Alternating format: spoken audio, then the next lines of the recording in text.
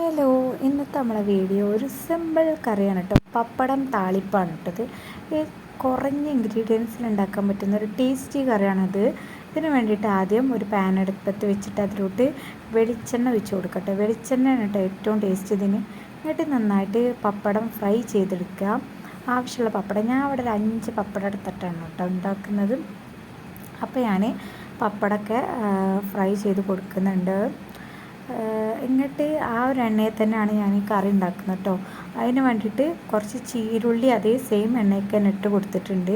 എന്നിട്ട് നന്നായിട്ടൊന്ന് വാട്ടിയെടുക്കണം. ഇപ്പോൾ ഇവിടെ ചീരുള്ളി ഒന്ന് വാടി വന്നിട്ടുണ്ട്. അതിൻ്റെ കളറൊക്കെ ഒന്ന് ചേഞ്ചായി ഒരു ഗോൾഡൻ കളറായിട്ടുണ്ട്. അപ്പോൾ അതിലോട്ട് കുറച്ച് മുളക് പൊടി ആഡ് ചെയ്ത് കൊടുക്കുക. മുളക് പൊടിയൊക്കെ നമ്മൾ ഇഷ്ടത്തിന് ചെയ്യാം കേട്ടോ. എനിക്ക് അത്യാവശ്യം എരിവ് ഇഷ്ടമാണ്.